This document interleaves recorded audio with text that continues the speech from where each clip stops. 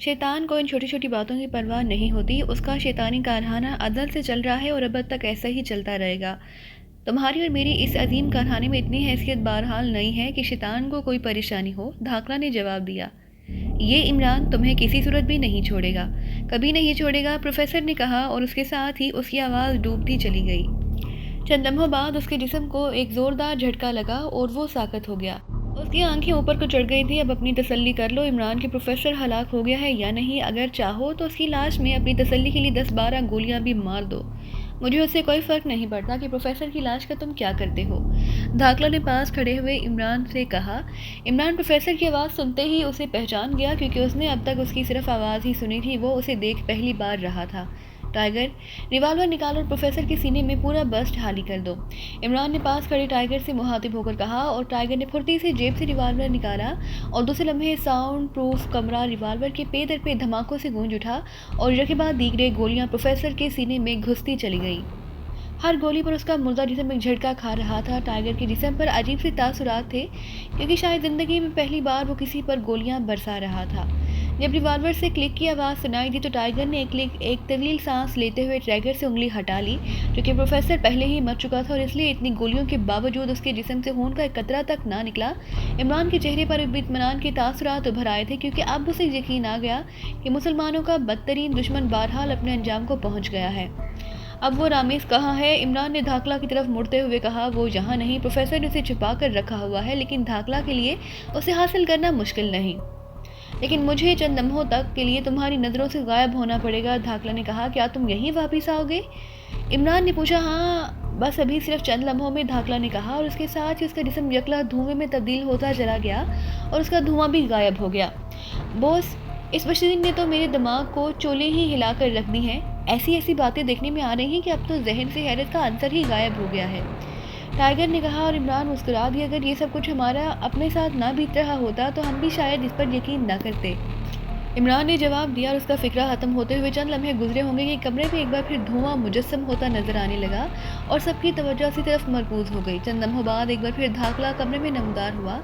मैं ले आया हूँ, धाकला ने इंतहाई मुसरत भरे लहजे में कहा, और उसके साथ ही उसने हाथ में पकड़ा हुआ रामीस इमरान की ओर बढ़ा दिया। इमरान चूँकि पहले ही 2 बार उसे देख चुका था, इसलिए वो उसे देखते ही पहचान गया कि ये वाकई वही रामीस है जिसके लिए इस कदर तवील, खतरनाक और माफूकुल फितरत खेल खेला जा रहा है।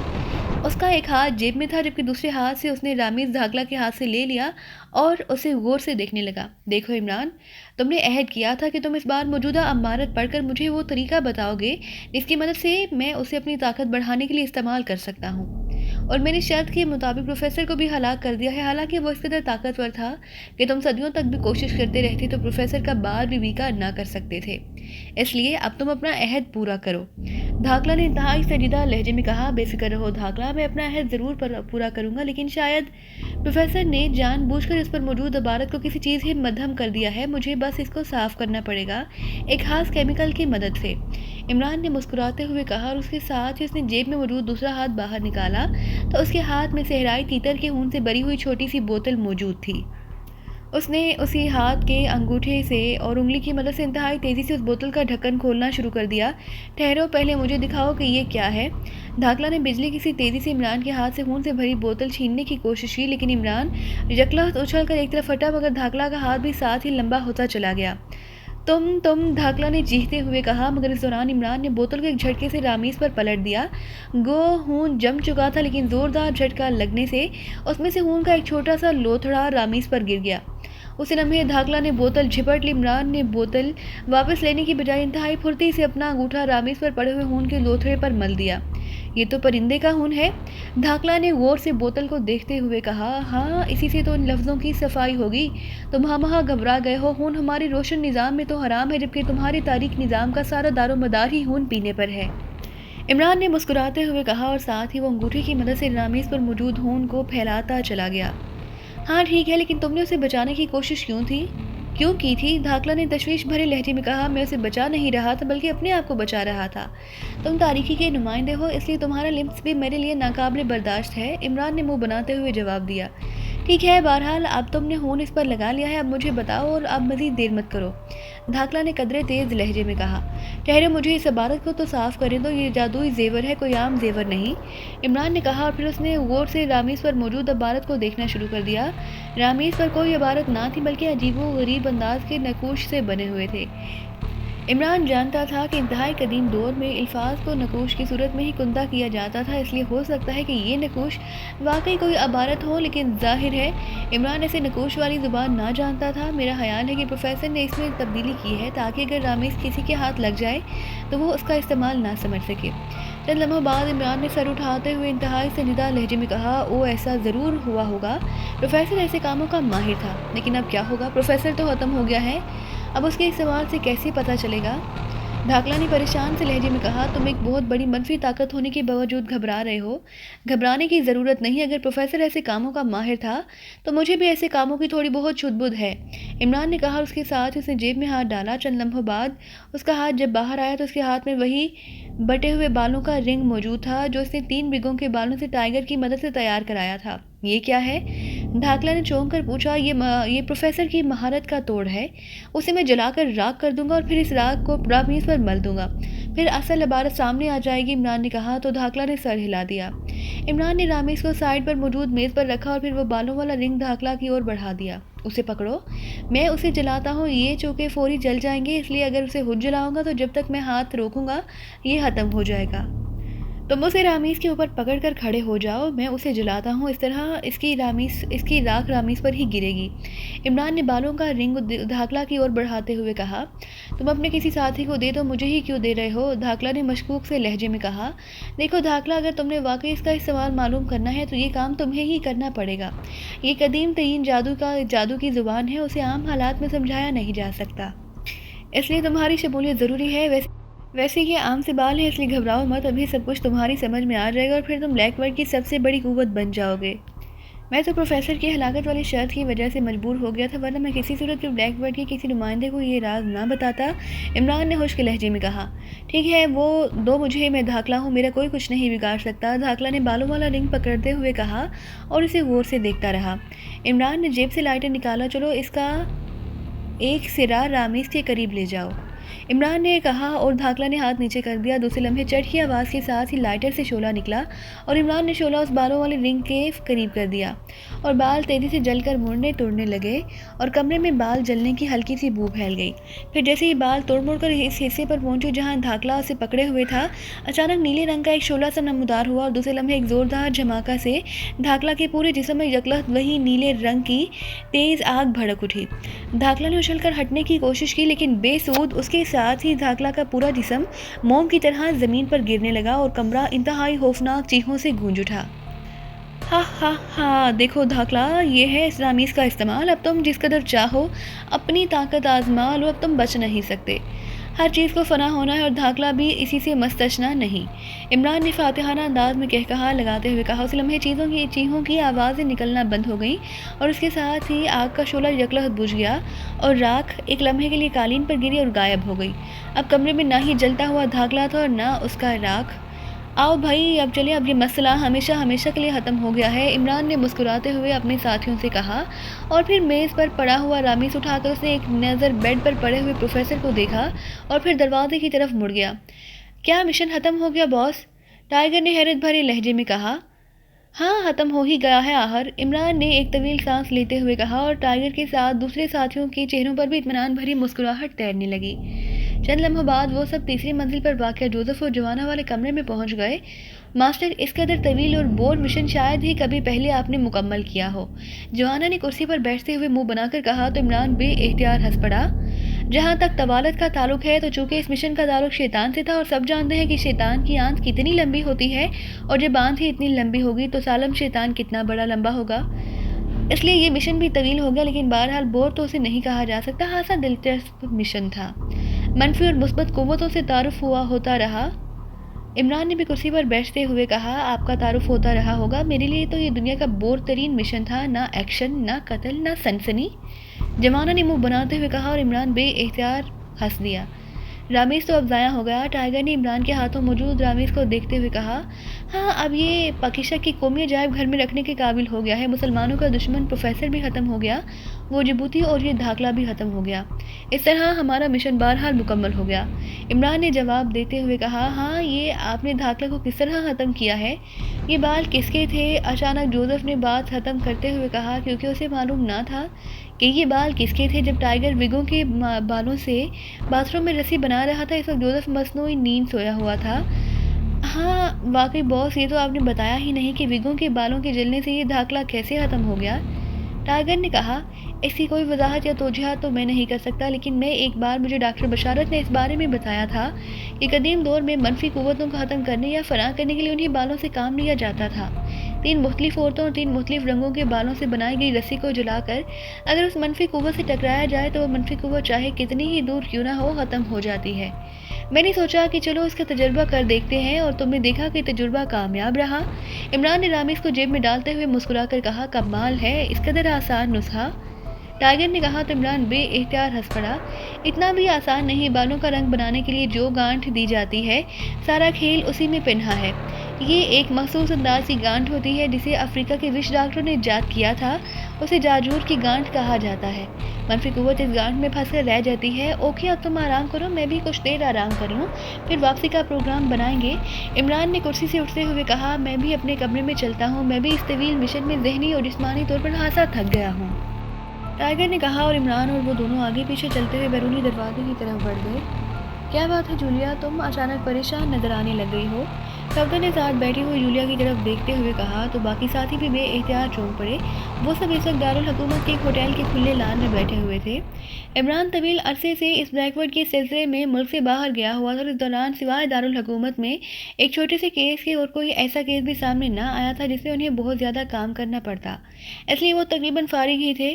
اس لیے ہر دوسرے دن وہ ایسے ہی ہوٹلوں میں بیٹھ کر گپ شپ لگاتے تھے۔ مجھے چھوڑو، کوئی بات نہیں، اور کوئی بات کرو، جولیا نے ہونٹ کاٹتے ہوئے کہا۔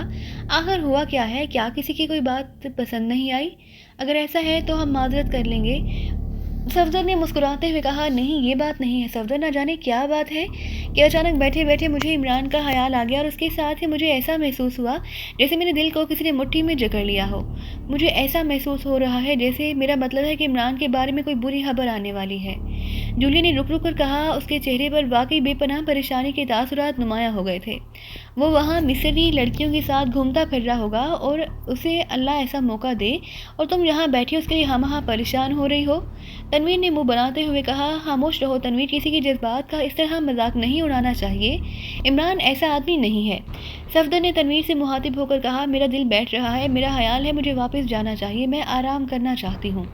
یکلخت جولیا نے کہا، اور کرسی سے اٹھ کھڑی ہوئی۔ اس کی پریشانی پر پسینے کے قطرے نمودار ہو گئے اور رنگ بھی زرد پڑ گیا تھا۔ تمہاری طبیعت درست نہیں ہے، تمہیں ڈاکٹر کے پاس جانا چاہیے، صفدر نے تشویش بھرے لہجے میں کہا۔ نہیں، مجھے کچھ نہیں ہوا، میں بس آرام کرنا چاہتی ہوں، جولیا نے قدرے گھبرائے ہوئے لہجے میں کہا، اور بیرونی دروازے کی طرف مڑ گیا۔ عورتیں واقعی احمق ہوتی ہیں، تنویر نے غصیلے لہجے میں بڑبڑاتے ہوئے کہا۔ یہ بات نہیں ہے تنویر، جولیا کے عمران سے جذباتی تعلق کے بارے میں تم بھی اچھی طرح جانتے ہو، جب یہ جذباتی تعلق انتہائی گہرا ہو جائے تو پھر ایسا ہوتا ہے۔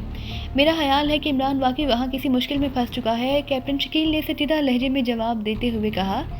تم بھی اس احمق عمران کا اثر ہو گیا ہے جو ایسی احمقانہ باتیں کرنے لگے ہو، تنویر نے اور زیادہ غصیلے لہجے میں کہا، اور کیپٹن شکیل مسکرا کر خاموش ہو گیا۔ تھوڑی دیر بعد وہ سب پارکنگ میں پہنچ گئے جہاں ان کی کاریں موجود تھیں۔ نعمانی، تم میری کار لے جاؤ، میں مس جولیا کے ساتھ اس کے فلیٹ تک جاؤں گا، صفدر نے مڑ کر نعمانی سے کہا، اور جو صدیقی کے ساتھ ایک ہی کار میں آیا تھا۔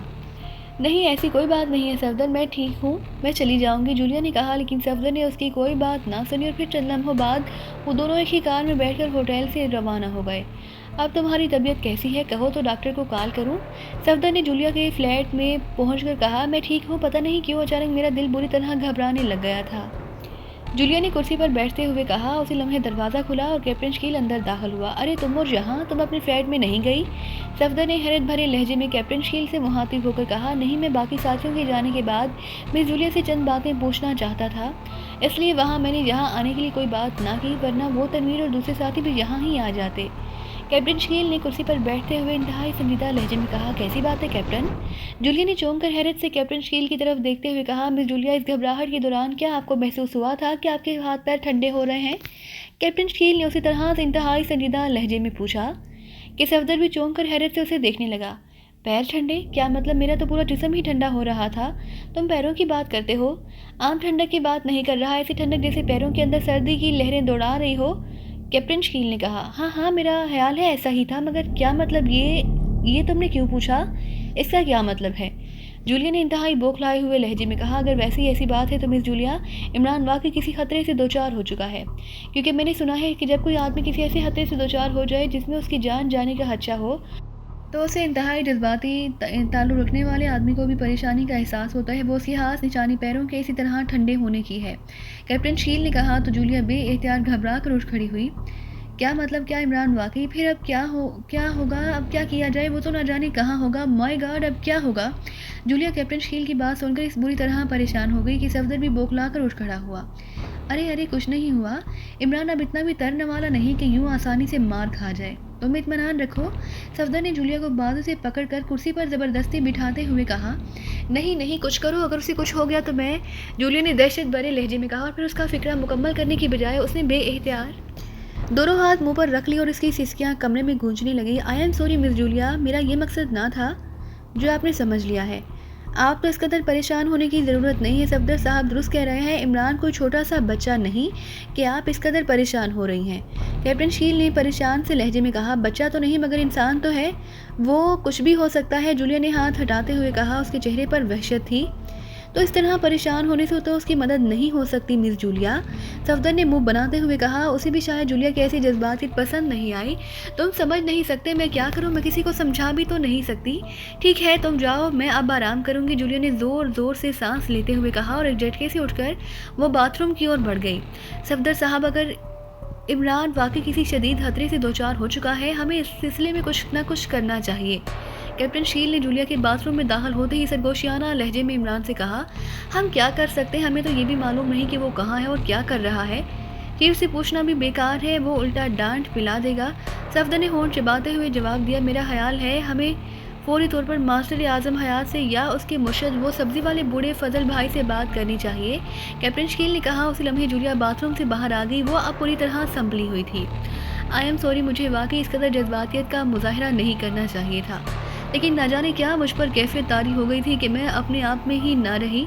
اب میں ٹھیک ہوں، میرا خیال ہے کہ میں آپ کے لیے کافی بنا لاؤں، جولیا نے صفدر اور کیپٹن شکیل سے مخاطب ہو کر کہا۔ اگر آپ ٹھیک ہیں تو آرام کیجیے اور پھر ہمیں اجازت دیجیے، ویسے فکر کرنے کی ضرورت نہیں، عمران کی تو ساری عمر ہی انہی خطرات سے کھیلتے گزر گئی ہے۔ کیپٹن شکیل نے کرسی سے اٹھ کر کھڑے ہوتے ہوئے کہا۔ مجھے معلوم ہے، لیکن میرا دل بہرحال ٹھیک ہے، اب میں بالکل ٹھیک ہوں، جولیا نے مسکراتے ہوئے کہا۔ آؤ صفدر، میں تمہیں ساتھ لے جاؤں، کیپٹن شکیل نے صفدر سے مخاطب ہو کر کہا، اور صفدر سر ہلاتا ہوا اٹھ کھڑا ہوا۔ تھوڑی دیر بعد کیپٹن شکیل کی کار ایک بار پھر اسی علاقے کی طرف بڑھتی چلی گئی جدھر ماسٹر اعظم حیات کا مکان تھا۔ میرا خیال ہے کہ ہمیں براہ راست اس سبزی والے بابا کے پاس جانا چاہیے، ماسٹر صاحب کا اس وقت گھر پر ملنا مشکل ہے، کیپٹن شکیل نے کہا، اور صفدر نے اس بات میں سر ہلا دیا۔ پھر اس محلے میں پہنچ کر کیپٹن شکیل نے کار ایک خالی جگہ پر پارک کی اور وہ دونوں کار سے اتر کر پیدل چلتے ہوئے آگے بڑھ گئے۔ مختلف گلیوں سے گزرنے کے بعد وہ اس سبزی والے کی دکان کے سامنے پہنچ گئے۔ بابا انہیں دیکھ کر چونک گیا۔ او، تم پھر آ گئے؟ حالانکہ بابا کے لہجے میں قدرے غصہ تھا۔ آپ ناراض نہ ہوں بابا جی، ہم صرف ایک بات پوچھنے کے لیے آئے ہیں، کیپٹن شکیل نے مودبانہ لہجے میں کہا۔ اچھا، اب چل کر آ ہی گئے ہو تو ٹھیک ہے، ادھر گلی والے دروازے کی طرف آ جاؤ، بابا نے ایک طویل سانس لے کر اٹھتے ہوئے کہا، اور صفدر اور کیپٹن شکیل دونوں گلی کی طرف مڑ گئے۔ چند لمحوں بعد وہ بھی گلی والے حصے پر موجود تھے۔ ہاں، اب بتاؤ کیا پوچھنا ہے تم نے؟ بابا نے انہیں غور سے دیکھتے ہوئے کہا۔ تو کیپٹن شکیل نے پہلے تو جولیا اور عمران کے درمیان جذباتی کیفیت کا اظہار کیا، اور پھر جولیا کی اس کیفیت اور خاص طور پر اس کے پیر ٹھنڈے ہونے والی بات بتا دی۔ تو پھر بابا نے اسی طرح سرد لہجے میں پوچھا۔ ہم اس لیے حاضر ہیں کہ آپ روشن ضمیر ہیں، عمران ہمارے ملک کا انتہائی قیمتی سرمایہ ہے، اگر وہ واقعی کسی مشکل میں پھنس گیا ہے تو ہمارا فرض ہے کہ ہم اس کی مدد کریں، لیکن ہمیں معلوم ہی نہیں کہ ہم اس کی مدد کیسے کر سکتے ہیں، وہ کہاں ہے اور کیا کر رہا ہے، آپ اگر اس سلسلے میں کوئی اشارہ دیں تو آپ کی مہربانی ہوگی، اس بار صفدر نے جواب دیتے ہوئے کہا۔ میرا تو خیال ہے کہ عمران کسی ایسی مشکل میں پھنسنے والا آدمی ہی نہیں جس میں اسے کوئی مستقل خطرہ لاحق ہو سکے، لیکن اب تم آ ہی گئے ہو اور لڑکی جولیا کی جو حالت تم نے بتائی ہے اس سے مجھے بھی خیال آگے کہ کہیں اس سے واقعی کوئی حماقت نہ سرزد ہو گئی ہو، اس لیے مجھے دیکھنا پڑے گا، اب تم نے بولنا نہیں، بابا نے کہا اور اس کے ساتھ اس نے آنکھیں بند کر لی۔ اس کا منہ تیزی سے ہلنے لگا۔ صفدر اور کیپٹن شکیل دونوں خاموش بیٹھے اسے دیکھتے رہے۔ تھوڑی دیر بعد بابا نے ایک جھٹکے سے آنکھیں کھول لی، اس کے چہرے پر شدید تشویش کے آثار نمایاں تھے۔ عمران واقعی مشکل میں پھنس چکا ہے اور ایسا ہوا بھی اس کی اپنی حماقت سے ہے، اسے بتا دیا گیا تھا کہ اس نے باوضو رہنا ہے، بابا نے بڑبڑاتے ہوئے لہجے میں کہا۔ کیا ہوا بابا جی، ذرا تفصیل سے بتائیے، صفدر اور کیپٹن شکیل دونوں نے انتہائی بے چین سے لہجے میں کہا۔ عمران شیطانی نظام کا ایک بڑے مہرے پروفیسر سے ٹکرا گیا اور اس پروفیسر نے ایک سازشی شیطانی قوت کو اپنی مدد کے لیے بلا لیا ہے۔ اس سازشی قوت نے عمران کے خلاف ایک ایسی سازش تیار کی جس میں ہو سکتا ہے کہ عمران واقعی پھنس جائے، اور اگر وہ پھنس گیا ہے تو پھر ہمیشہ کے لیے ذلت کی اتھاہ گہرائیوں میں گر جائے گا۔ ابھی کچھ نہیں کہا جا سکتا کہ مستقبل میں کیا ہوگا، لیکن ان شیطانوں کی سازش انتہائی بھیانک ہے۔ اب نتیجہ کیا نکلتا ہے یہ اللہ تعالیٰ بہتر جانتا ہے۔ میں کیا کہہ سکتا ہوں، ویسے جولیا کی یہ کیفیت صرف عمران کے خلاف ہونے والی سازش کی وجہ سے ہوئی ہے، اور اس کیفیت میں اندازہ ہوتا ہے کہ عمران کے خلاف یہ سازش کامیاب رہے گی اور ہمیشہ کے لیے ضائع ہو جائے گا۔ بابا نے ہونٹ چباتے ہوئے کہا، ذلت کی گہرائیوں میں گر جائے گا، ضائع ہو جائے گا، کیا مطلب؟ آپ ذرا تفصیل سے تو بتائیے کہ کیا سازش ہو رہی ہے۔ صفدر نے انتہائی بے چین سے لہجے میں کہا، مجھے بھی صرف اشارے دیے گئے ہیں، تفصیل کا مجھے بھی علم نہیں، بہرحال وہ شیطانی قوت ایک انتہائی خوبصورت عورت کے روپ میں ہے، اس کا نام پوشاری ہے، اور میرا خیال ہے کہ پوشاری کسی طرح عمران کی پاکیزگی کو حصار کو توڑ ڈالے گی، اور پھر تم جانتے ہیں کہ کوئی خوبصورت شیطان عورت کسی جوان مرد کے پاکیزگی کے حصار کو توڑ دے تو کیا نتیجہ نکلتا ہے؟ کیا وہ مرد ذلت کی گہرائیوں میں نہیں گر جاتا؟ اور عمران جس قسم کا آدمی ہے، اسے جب اس کا شعور ہوگا تو تم خود سمجھ سکتے ہو کہ اس کی کیا حالت ہوگی۔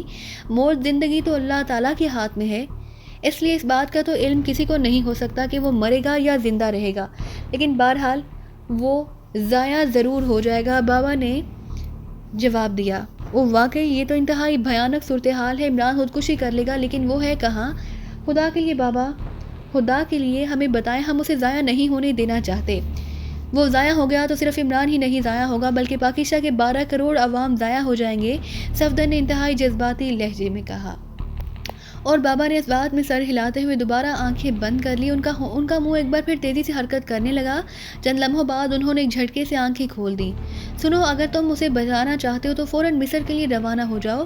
اگر عمران اس سازش میں پھنس گیا تو وہ پروفیسر اور پوشاری عمران کے شمال مشرق میں واقع ساجامہ پہاڑیوں میں واقع کھنڈرات میں لے جائیں گے۔ وہ بالکل ویران علاقہ ہے، وہاں وہ اپنی سازش کی تکمیل کریں گے۔ وہ دونوں بہت بڑی شیطانی قوتیں ہیں، تم بھی ان کے ہاتھ لگ سکتے ہو، اس لیے وہاں باوضو ہو کر جانا، پھر وہ تم پر کوئی شیطانی حربہ استعمال نہ کر سکیں گے۔